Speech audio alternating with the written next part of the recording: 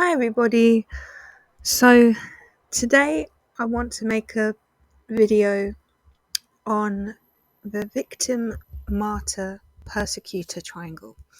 So what is the Victim-Martyr-Persecutor triangle? The Victim-Martyr-Persecutor triangle is the triad we unconsciously enter into when we've let unhealed wounds and toxic energies circulate. We play victim by denying accountability and responsibility. We become a martyr or a savior by trying to save the people we've either been a victim to or tried to help through playing victim. Through playing victim. And then we fall into the persecutor trap, which is he said, she said, he's a bully, she's a bully, I'm a bully. It's a vicious and entrapping cycle of victimhood, martyrdom or saviordom, and persecution. So the victim-martyr-persecutor triangle is something we can all escape, but it first comes with accountability. We must be accountable to our actions, our judgments, our unhealed wounds, our toxic illusions and follies, our shadow self. Healing the shadow self is one of the first steps to escaping the victim, martyr, persecutor triangle. Now, regardless of astrology, and for anyone who knows me knows I'm an astrologer, so I do speak about astrology a lot.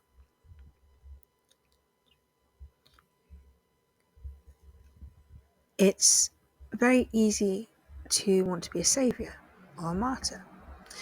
That's when we start to awaken to our own shadow and the shadow of others, and we start to see how certain toxic wounds of our families, our society play out.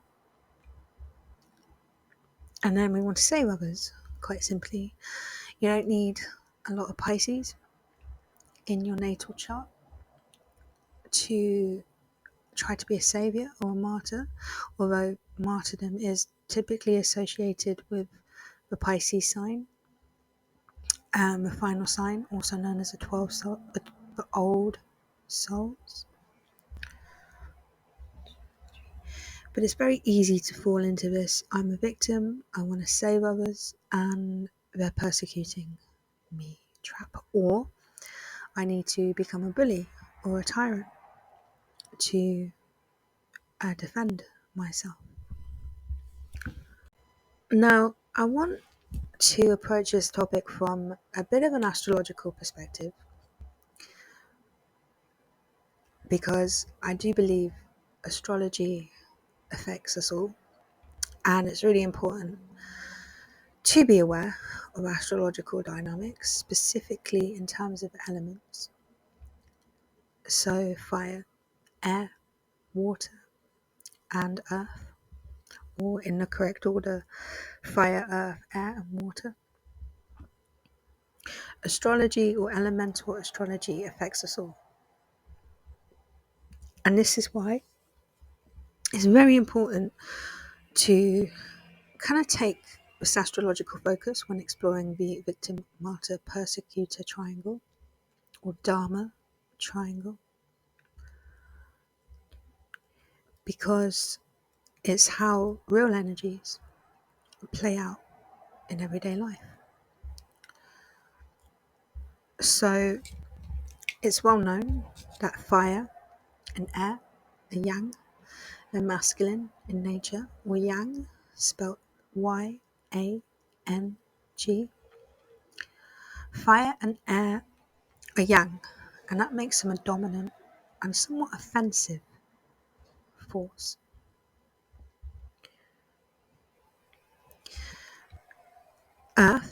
and water, a yin, which makes them a receptive and passive and equally defensive force.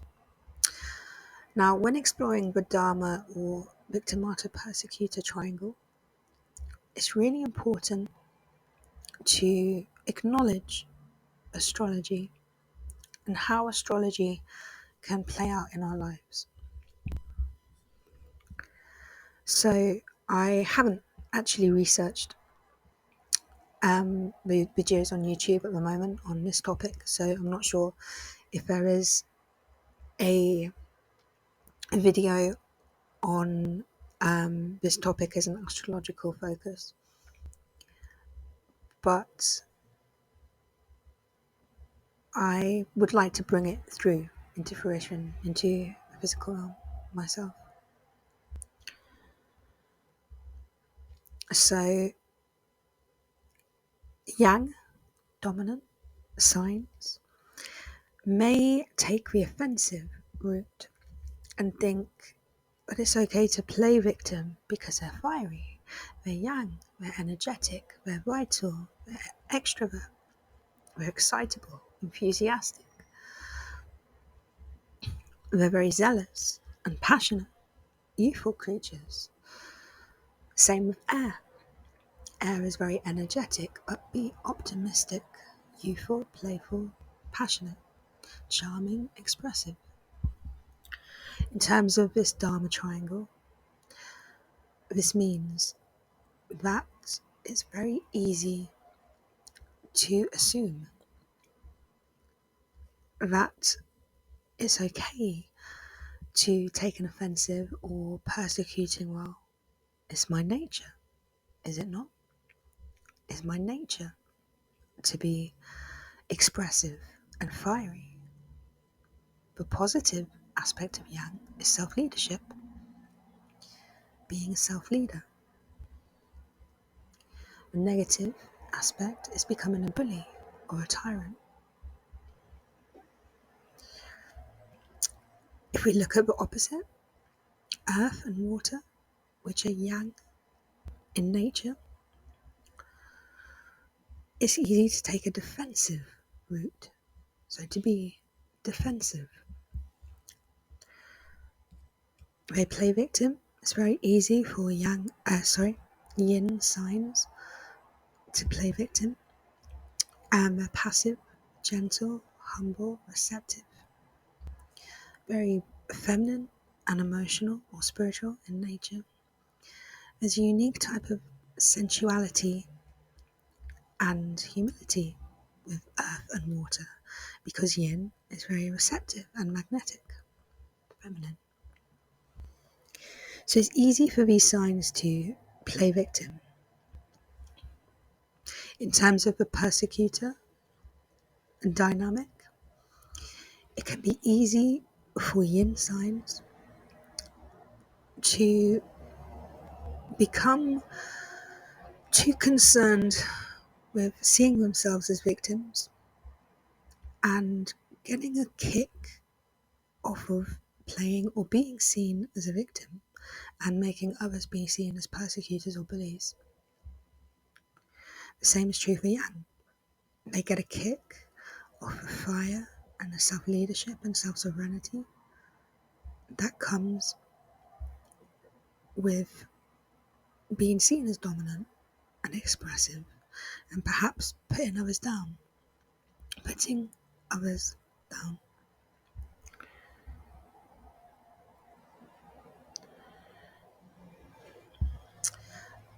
The victim-martyr-persecutor triangle. We all want to save others, okay? We all want to save others. There's a sense of saviourdom and martyrdom where we feel our element or our disposition is better and superior than others. We feel that where our strengths lie, we may want to, save others from themselves. A yin person may see a yang person as too dominant, too domineering, too expressive. They may think, and righteously so, oh, this fiery person needs to tone it down. They need to be less expressive. They need to be less dominant and willful and perhaps egotistical. The same is true for a young person. They may look at someone quite yin and feminine and receptive, passive, gentle, and think, oh, this person needs a bit of a push. They could do with a bit of a tyrannical, dominant, overpowering energy. In terms of astrology and in relation to the Dharma Triangle, I think it's really important to be aware of the elements in play and to be aware of elemental astrology.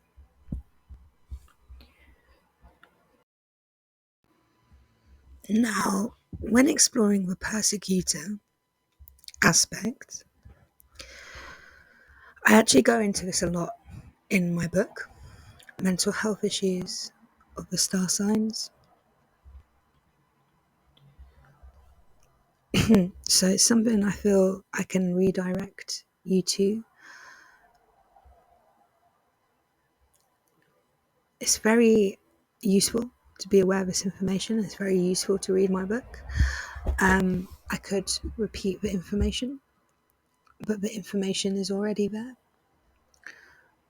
So it's very useful to be aware of how, for example, Cancer, which is the sign of home and family and nurturance, emotional intelligence, instincts, sensitivity, sensuality, roots, your home, the mother, maternal instincts,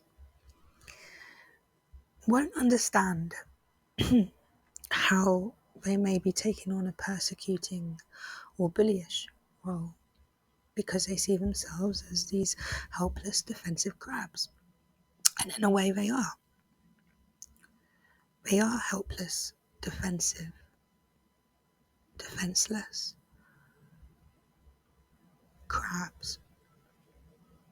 In terms of astrological glyphs, if we look at some of the others, we see Aries, the ram, we see Capricorn, the headstrong, willful goat, Taurus, the bull, who sees red, Leo, the lion, who is aggressive and ferocious, even Sagittarius, the archer, who is half man and half primal beast, half horse, half creature, animal.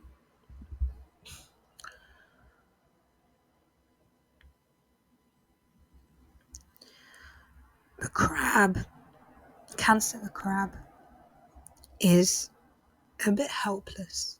We have small pincers, yes, but they're very small and they scurry and they hide. They're not as ferocious or physically strong, gifted in physical stamina and presence and ability as most of the other glyphs, astrological symbols. So when exploring the topic of victimhood and saviorhood and persecutor, it is useful to be aware of certain characteristics of astrology. One angle to explore this concept is how Cancer genuinely sees himself as victim. They genuinely see themselves as victims because in terms of astrological glyphs, they are. They're small, they're helpless, they hide, they scurry, they need to find comfort in rocks and the sea, the depths of the sea. They're not as big or powerful as some of the other glyphs or animals. The other angle is that they play victim. They do have the capabilities to protect themselves. They can fight back, take the defensive mode against someone else's offense. They are protected by the depths of the sea and the depths of the ocean, which is a powerful force. Life isn't all fire and air. Water and earth are very powerful. So, excuse me. So it is really useful to look at the different aspects of astrology, because from one angle something might seem righteous or positive or good, right? But from another, it's not.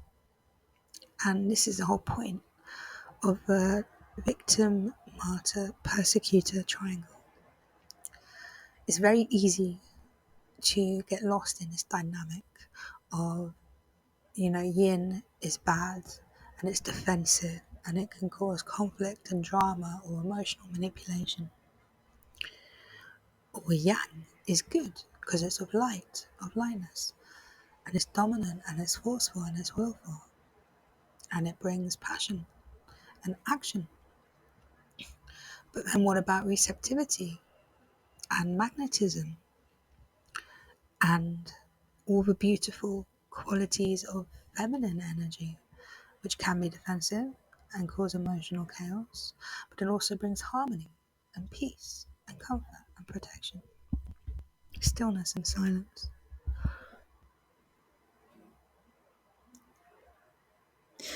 So it's really useful to be aware of how there are multiple perceptions and multiple dynamics in astrology, and how it's really easy, or can be easy, to circulate negative energies, faulty belief systems, and toxic energies based on our astrological predisposition.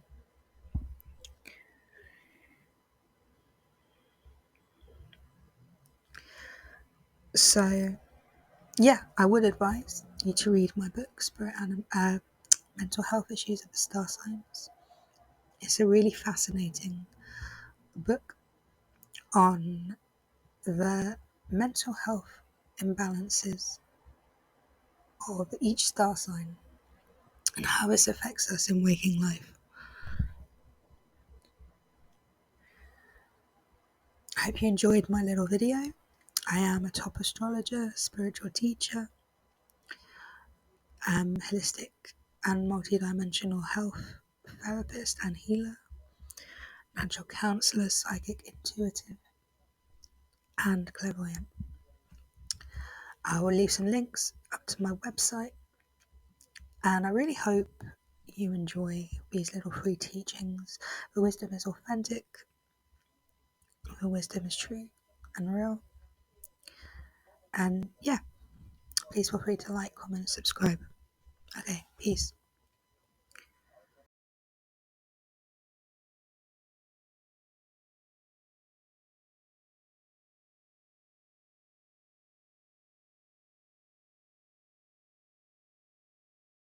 So I'm going to run through each of the star signs, each of the elements, just to give a specific focus on the elements of astrology in terms of the Dharma triangle. So we'll start with fire. So victimhood with fire. People are trying to suppress my fiery and electric nature. People are trying to suppress my right to be a star and to shine. People are trying to suppress and put out my inner fire, my inner stardom, my inner self-leadership. People are turning against me because I'm full of vitality and life force. That's how fire plays victim and turns to victimhood.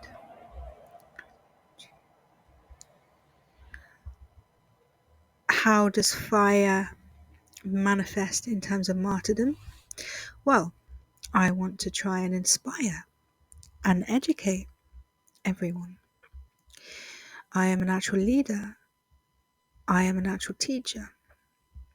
I have all the skills needed to inspire and help others shine and glow. So I am now going to try to save everyone through my fiery nature. Fire resorts to martyrdom in a way that lets them spread their light, believing that being a star, being the center of attention, knowing how to shine in a spotlight is synergetic with sharing talents. So assuming or trying to push your talents onto others when they may not have the same level of talent or stardom as you.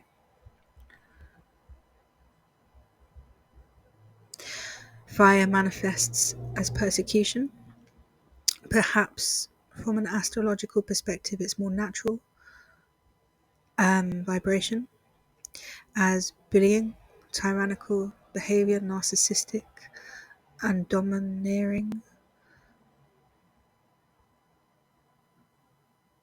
behavior. Fire is naturally quite dominant and yang, masculine in nature, which can manifest as becoming a real bully and taking on a persecuting role.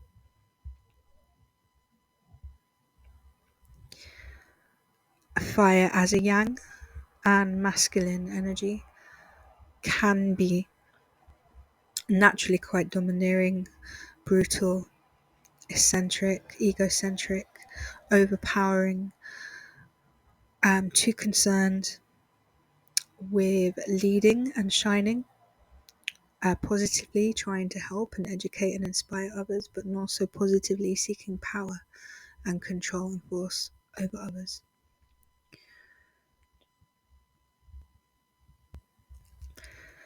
So Earth, the next element. Earth plays victim by allowing their humility and modesty, which are two really beautiful qualities, to get the better of them. So they adopt the mindset and belief that, well, I'm humble, I'm very modest, which they are, but this makes them into victims for other elemental strengths and talents. Earth falls into victimhood when they've let their own talents and light go overlooked for too long. So it's their natural inclination to be very humble, very modest, very down to earth and passive and receptive, very caring, nurturing, empathic. But then they fall into victimhood when they themselves have let their light go out and they've been too people pleasing, too sacrificing, too modest, too much of a team player and cooperative. Earth falls into martyrdom through self-sacrifice. This is a very yin quality. Self-sacrifice is something earth signs do because they want to help others, and the only way they know how is through their reliable and responsible nature. So being highly practical, highly dutiful, highly responsible and grounded, helpful, service orientated. Earth tends to become a natural savior and martyr. Self-sacrifice is something common with earth signs because they are passive and humble and yin. So this is something to look out for. Earth, in terms of persecution, their level of persecution lies in possessiveness and stubbornness. They are very controlling, very fixated, conservative, stubborn. set in their ways, willful. Earth is very self-autonomous, but in terms of a Dharma triangle, it manifests as needing to control and suppress others. Earth can be suppressive, oppressive. They suppress their emotions and their feelings. They can be very sensitive and generally needing to fixate on an idea, person, or place. So extreme stubbornness and possessiveness.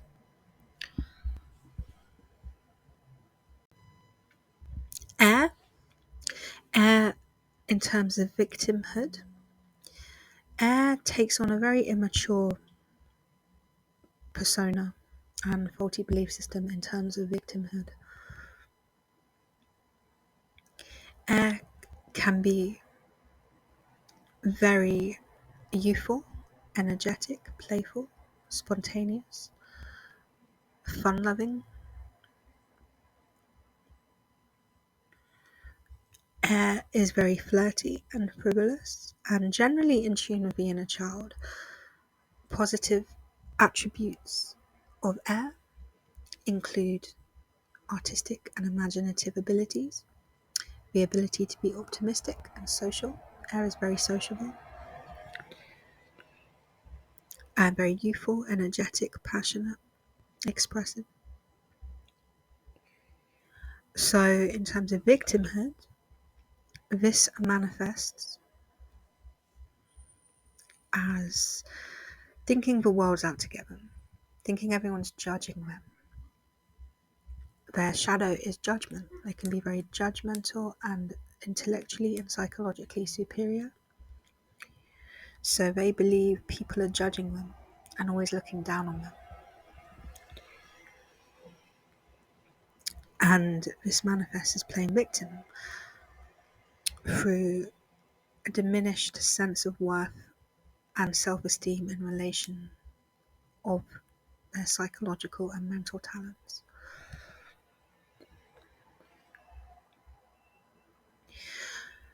Air, in terms of saviourhood and martyrdom, air wants to be the life and soul of a party. They're the social butterflies. They're natural chameleons.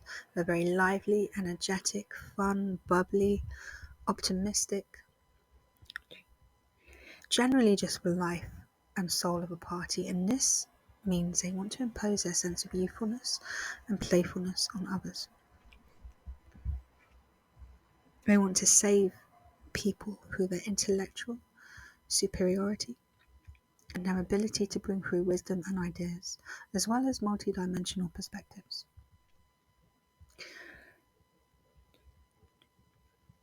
Air believes they can save people through imposing their beliefs and their knowledge and their experiences in relation to intellect and logic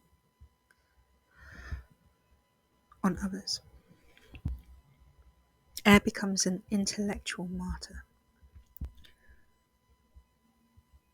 Now, air, in terms of persecution,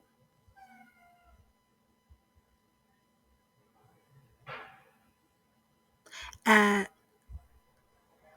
becomes overly dominant, overly expressive, and overly playful. They can be flirty, they can be overly zealous and overly passionate. Similar to fire, which is another yang and extroverted yang masculine sign, air can become a tyrant and a bully, seeking control and suppression over others. Air is not very in tune with their emotional and sensitive, specifically vulnerable side. So this means that they naturally seek control over others. Air is very respectful. It believes in respect. There's an air of intellectual superiority. And this manifests as wanting to gain power and respect over others through their intellectual and mental gifts. Air doesn't like to be questioned and thus becomes a bully from a psychological perspective and vibration.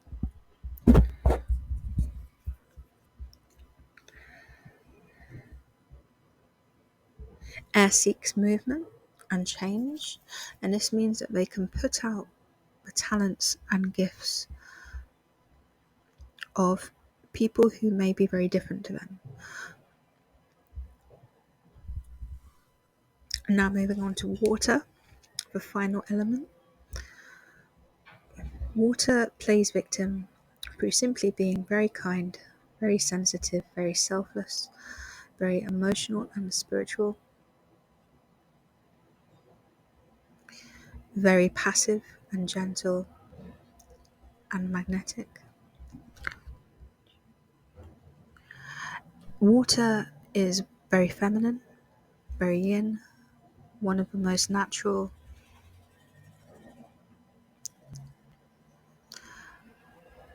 naturally kind and unconditionally loving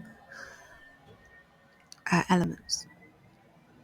Water is symbolic of unconditional love and universal love, universal compassion. It's very selfless, it's very receptive, impressionable, very giving and pleasing. Water is a deeply nurturing and magnetic, sensitive element. So water plays victim through falling into self-sacrifice, falling into natural martyrdom. Water is the sign most likely to fall into martyrdom and self-sacrifice. Water can be very appeasing, very overly nurturing, overly gentle, overly giving, and people-pleasing. Water, similar to the way fire is naturally based on persecution, so out of the three, fire is more naturally aimed at aligned to the persecution vibration. Water is more naturally aligned to the martyrdom and victimhood vibration. So water plays victim, a big difference from being victim, by assuming that yang and dominant personalities are out to get them, or look down on them, or are here to suppress them. Water plays victim by believing dominant, direct, and assertive characters are bad, inherently evil. That's how water plays victim. It's very similar to the manifestation of martyrdom, as water is a natural martyr. So if we look at the sea, if we look at rivers and oceans, water is very receptive, it's very gentle, it's very yielding, it's very nurturing. Water flows. It flows to the places it wants to give life to. It sustains and nourishes. Water generally flows. It's all embracing, all encompassing. So water falls into martyrdom and saviordom by its need to merge. Water merges. It wants to merge with others, healing them, cleansing them. Water aims to purify and cleanse and heal. So this is how water naturally falls into martyrdom, by its need to unify, because water is connected to the divine and the infinite.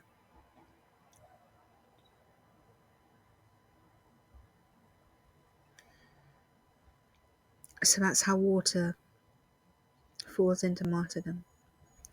Now in terms of persecution, Water is not traditionally associated with persecution, but the way it manifests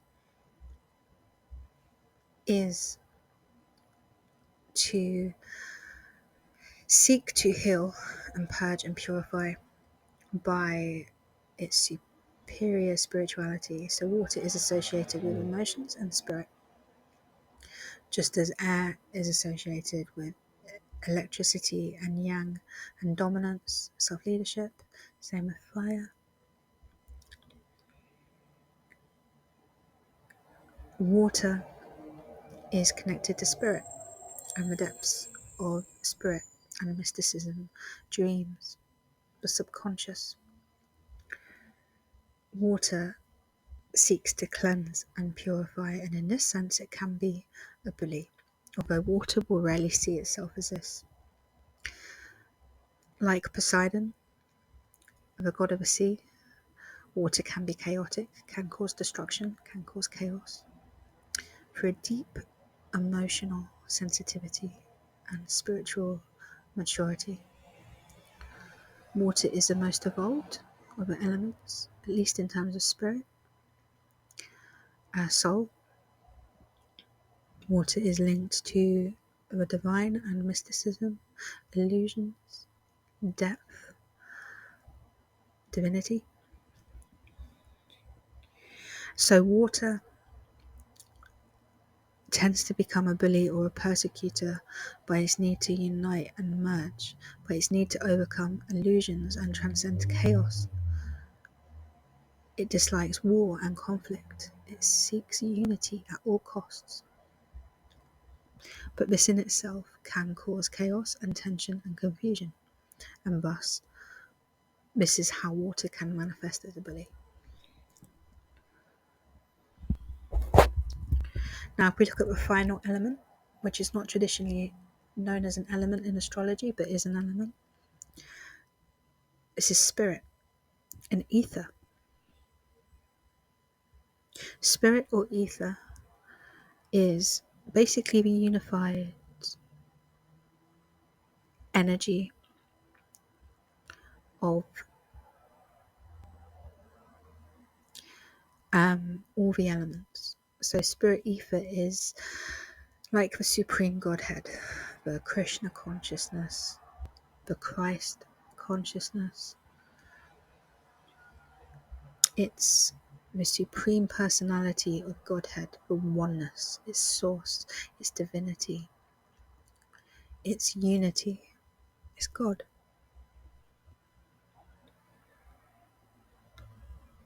So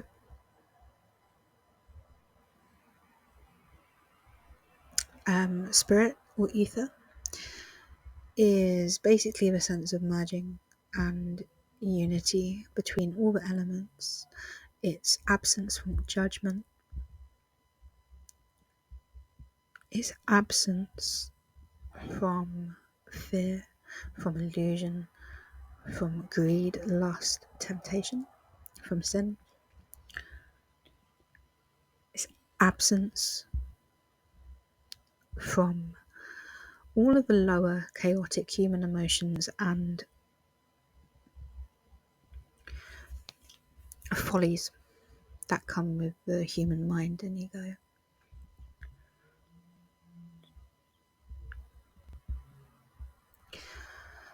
So I hope you've enjoyed this run through. I'm going to leave it there. I'm not going to go into too many conclusions. I'll leave some links in the comment boxes if you would like to check out my services.